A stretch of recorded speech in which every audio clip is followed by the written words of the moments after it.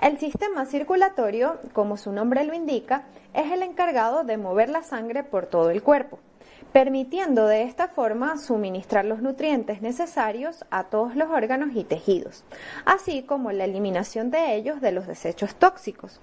Es por esto que podría compararse con un sistema de entregas, ya que se encarga de transportar o distribuir elementos desde un punto del cuerpo a otro. El sistema circulatorio se divide en dos sistemas: el sistema cardiovascular, formado por el corazón y los vasos sanguíneos, y el sistema linfático, formado por los órganos linfoides y los vasos linfáticos. El sistema cardiovascular es el encargado de movilizar por todo el organismo distintos elementos como nutrientes, desechos producidos por las células, así como distintas células encargadas de defender el cuerpo de patógenos. Para esta movilización es necesaria la participación de un tejido llamado sangre. Este tejido está formado por un fluido conocido como plasma, rico en distintos tipos de moléculas solubles, proteínas y algunas células llamadas glóbulos rojos, glóbulos blancos y plaquetas. Cada uno de estos componentes cumple una función particular para llevar a cabo el transporte eficiente de las moléculas a ser transportadas. Así, por ejemplo, los eritrocitos o glóbulos rojos son los encargados de transportar los gases como el oxígeno y el dióxido de carbono. El plasma es el encargado de transportar los nutrientes y desechos que deben ser eliminados, y los glóbulos blancos se encargan de protegernos de los patógenos. Bien, ahora que ya sabemos a grandes rasgos qué es el sistema circulatorio, pasemos rápidamente a describir los órganos que lo componen. Como dijimos al comienzo, el sistema circulatorio está formado por dos subdivisiones importantes: el sistema cardiovascular y el sistema linfático. El primero está formado por el corazón y los vasos sanguíneos. El corazón es la bomba muscular que mueve la sangre por todo el cuerpo. En el cuerpo humano generalmente tiene tamaño de un puño y se encuentra en la región media izquierda del pecho, entre ambos pulmones. Este órgano está compuesto por 4 cámaras huecas formadas por músculo: las aurículas y los ventrículos, izquierdos y derechos. Las aurículas son las cámaras superiores y los ventrículos son las cámaras inferiores. La aurícula izquierda está conectada con el ventrículo izquierdo y la aurícula derecha con el ventrículo derecho, pero aurícula y ventrículo izquierdos no están directamente conectados con la aurícula y el ventrículo derechos, sino que estos se asocian indirectamente a través de la circulación pulmonar. Entre estas cámaras, además, existe una serie de válvulas que impiden el movimiento de la sangre en el sentido contrario, por lo que son fundamentales para el funcionamiento adecuado del corazón. Ahora veamos cómo ocurre el flujo de sangre oxigenada y desoxigenada entre ambos compartimientos.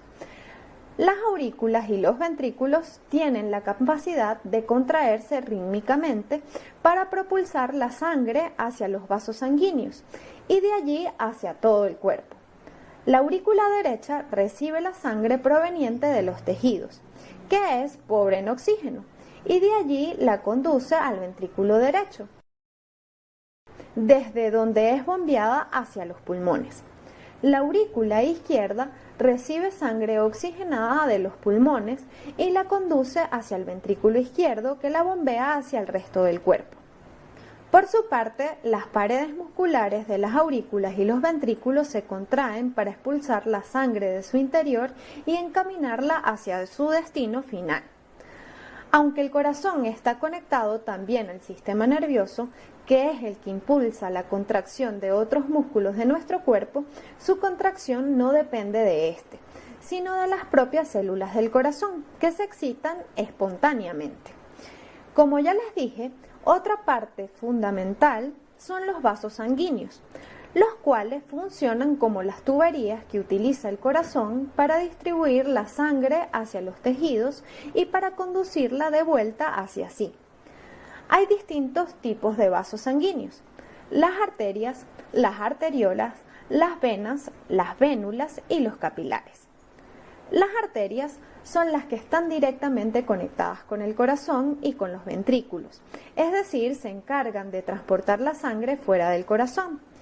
Estas se ramifican progresivamente formando ramas cada vez más pequeñas llamadas arteriolas.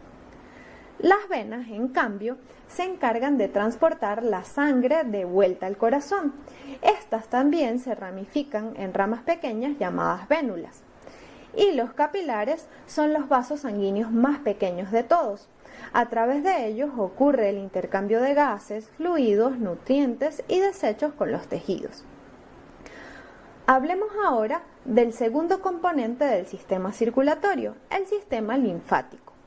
Este está formado por una red de órganos y tejidos cuya función principal es transportar un fluido conocido como linfa, compuesto, entre muchas cosas, por una pequeña parte de la fracción fluida de la sangre, el plasma, que sale de los capilares. La linfa transporta células, grasas y otras sustancias y eventualmente es devuelta a la sangre, pero primero es limpiada en unas estructuras conocidas como nódulos linfáticos, las cuales están distribuidas por todo el cuerpo. Además de sus funciones de transporte y filtrado, el sistema linfático juega un papel crucial para el sistema inmunológico, que es el principal sistema de defensa del cuerpo. Las células de este sistema, los linfocitos, están especializadas en el reconocimiento y la eliminación de los agentes extraños que ingresan a nuestro cuerpo y que pueden ser perjudiciales. Este sistema está formado por los vasos linfáticos, una red de tuberías similar a la del sistema circulatorio. Los más grandes se denominan ductos y los más pequeños capilares linfáticos. Adicionalmente, el sistema linfático también posee una serie de órganos denominados órganos linfoides: el timo, las amígdalas y el vaso, los cuales se encargan de producir una parte de las células del sistema linfático, mientras que otras son producidas por la médula ósea. Dada la importante tarea de estas células, estos órganos también son muy importantes para la salud de nuestro cuerpo. Bueno, ya que hemos introducido el sistema circulatorio, pasemos a hablar de las diferentes funciones que éste cumple. El sistema circulatorio es uno de los sistemas más importantes del cuerpo, pues sus funciones son fundamentales para todos los procesos que tienen lugar en cada una de nuestras células. Entre las funciones más importantes de este sistema podemos mencionar las funciones de transporte, las cuales pueden ser de diversos tipos, como por ejemplo el transporte de los gases respiratorios, como el oxígeno necesario para la obtención de la energía a través de la respiración, y el dióxido de carbono, el desecho metabólico gaseoso que se produce durante la respiración y que debe ser eliminado de las células del cuerpo. El transporte de estos gases se realiza de la siguiente manera. El corazón bombea la sangre a los pulmones, en donde ésta descarga el dióxido de carbono disuelto en ella y se recarga de oxígeno para luego distribuirlo a todas las células que pronto producirán CO2 para comenzar de nuevo el ciclo. Pero atención, este proceso de transporte de gases en la sangre es llevado a cabo exclusivamente por unas células llamadas eritrocitos o glóbulos rojos, que contienen en su interior una proteína llamada hemoglobina, la cual es capaz de unirse a los dos gases, al oxígeno en los pulmones para entregarlo a las células y al dióxido de carbono en las células para entregarlo a los pulmones. Otro transporte tan importante como el anterior es el de los nutrientes, que se lleva a cabo junto con el aparato digestivo. Así, mientras que el aparato digestivo se encarga de degradar los alimentos que consumimos para extraer la energía necesaria para sobrevivir, el sistema circulatorio se encarga del transporte de las moléculas que son absorbidas. Esto es posible porque la fase de absorción intestinal ocurre de tal manera que los nutrientes alcanzan la sangre y la linfa, desde donde son distribuidos y repartidos a todas las células corporales por el sistema circulatorio. Por último, pero no menos importante, es el transporte de los desechos metabólicos que producimos todo el tiempo como parte del funcionamiento celular. Como mencionamos anteriormente, el dióxido de carbono producido por las células es una molécula que debe ser eliminada. Sin embargo, este no es el único desecho metabólico que es producido por las células. Otros compuestos como la urea, ciertos iones y moléculas que no son necesarias para el cuerpo, así como el exceso de líquido, deben ser eliminados y son transportados por la sangre. Las células descargan estos desechos hacia el tejido sanguíneo. Y esta sangre es transportada, impulsada por el bombeo del corazón hacia los riñones, que forman parte del sistema excretor, donde son eliminados en forma de orina. Como hemos visto, el sistema circulatorio está en sintonía con otros sistemas y aparatos del cuerpo, apoyándose y complementándose. Pero la importancia del sistema circulatorio no queda restringida a lo mencionado anteriormente. También cumple funciones de regulación de dos aspectos muy importantes para el cuerpo, como son la temperatura y las funciones hormonales.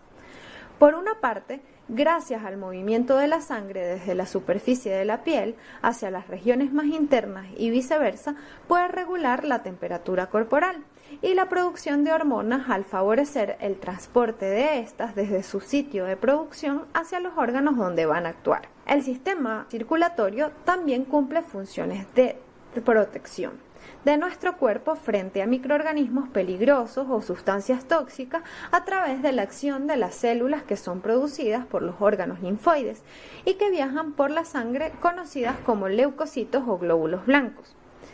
Finalmente, previene la pérdida excesiva de sangre por heridas gracias a la participación de proteínas coagulantes que actúan sobre los vasos sanguíneos que han sufrido algún daño físico.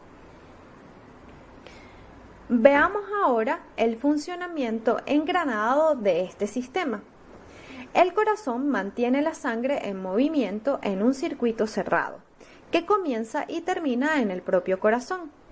El lado derecho del corazón se encarga de impulsar la sangre hacia los pulmones, por lo cual se le denomina sangre pulmonar.